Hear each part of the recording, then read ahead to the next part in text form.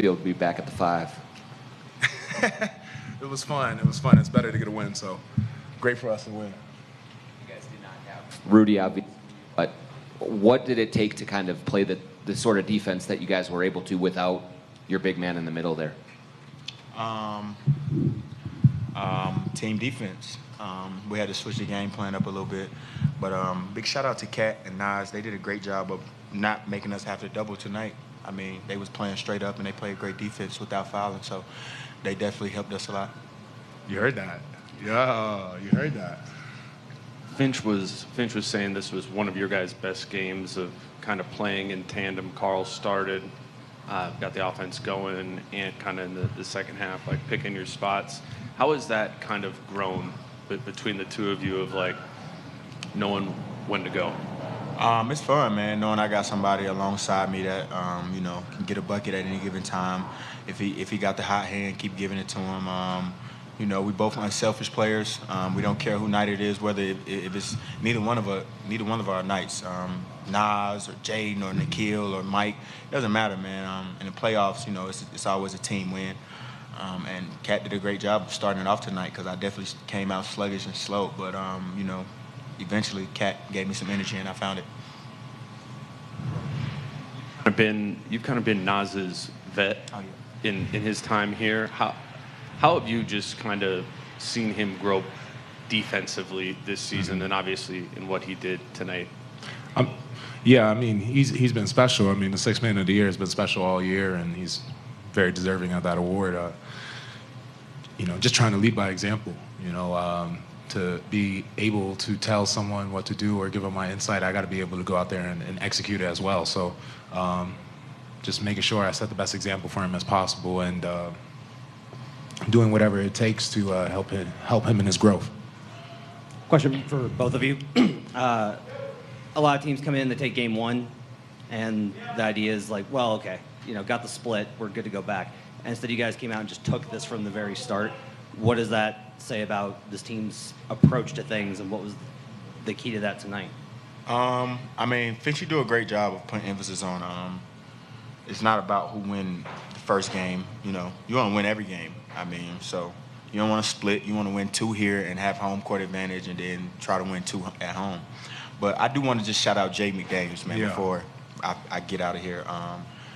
He's been phenomenal this whole playoff run and this series in particular. I think he's like a plus 51 or something, and only probably had 5 points, took 3 shots in all 2 games, and don't complain, keep guard, and keep picking up full court. And we wouldn't be the team that we are today. We wouldn't have been the team that we was in the regular season. And hopefully we can keep him out there and he keeps playing like that, man, because he's definitely the X factor of the team, and everything that he brings is we thank him so much, man. So big shout out to Jaden for sure. For sure.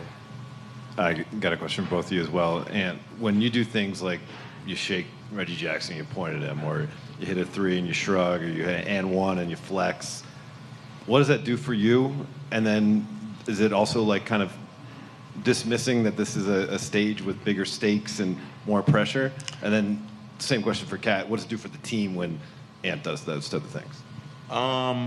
What did it do for me? It definitely gives me energy. But I feel like I've always done that, no matter what stage it's on. If it's in the regular season, the preseason, if I do something nice, I got to let it be known. If I get an N1, I got to flex, make somebody fall, I'm going to point at them. And it brings excitement to the game. So hopefully someone tries to like come back and score on me or something like that. So that's why I do it.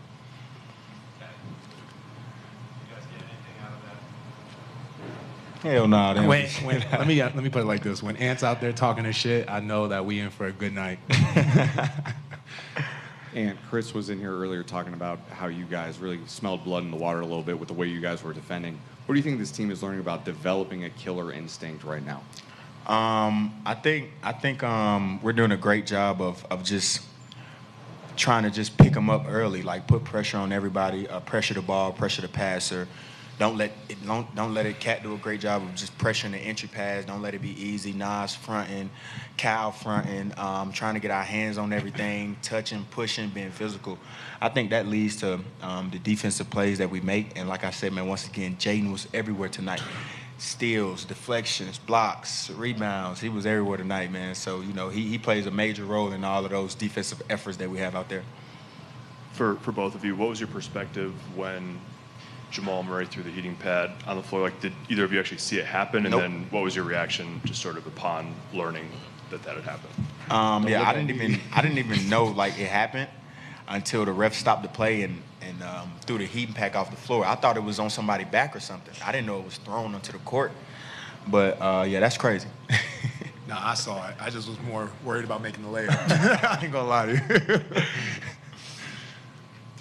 For either you guys or both, a lot of people who had Finch's surgery would have just sat on the couch for a week. What did it mean to you guys that he came and kind of probably pushed through a lot of pain to make this trip? I mean, it definitely meant a lot because for someone like me who just came off surgery on my knee and was nowhere near as major as his, I can imagine the doctor told him not to travel and not to fly, and Finchy said, hell no, I'm going to be there for my team. So the leader of our team, you know, when you have someone who's willing to fight like that, you know, of course his troops are willing to fight just as hard for him. That's a perfect answer. Kat, years and years ago when you came into this league as the #1 pick, you were drafted not only for your offensive talent but for your defense and the promise that everyone thought you had.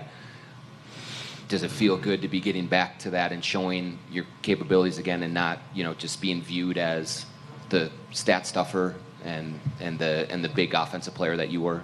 He was never viewed as a stat stuffer or just a. No, I know that. Offensively. I'm just saying he was never viewed as that. Especially when I got here, I always thought he was a great defensive player. He just had to put his mind to it. And when Finchy got here, man, Finchy put emphasis on, hey, and Cat, if we want to go somewhere, we got to defend. And like he said, that's the head of the snake. And hearing that from him, it pushed Cat, man. And I tell Cat, we need you to defend. Corliss tell Cat, we need you to defend the whole team. And, you know, ever since he been back this whole year, man, since he been at the 4, he been defending his ass off. So he's been playing great, and we hope he continues to do it. This is for both of you guys. What's the message to the fans in Minnesota now that you're going back 2-0 now, going home, got the crowd at Target Center? Just talk about what that means for you guys and what it means for this fan base. I mean, for us, I think for the message we want to send is that, you know, we're extremely honored and blessed that we have this opportunity to go home up 2-0.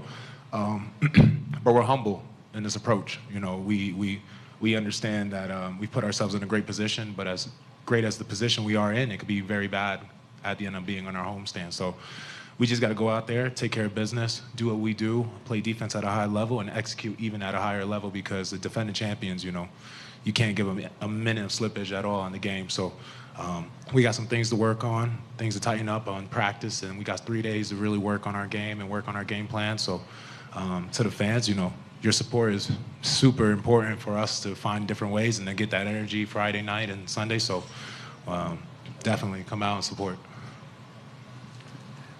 Guys, I'm sure that you guys expected Denver to come out and hit you hard to start the game, some emotional surge, and when that didn't happen, were you guys a little surprised that you were jumping on them as opposed to vice versa? And do you see them being confused at times? Do you see them losing confidence when the lead is sort of spiraling?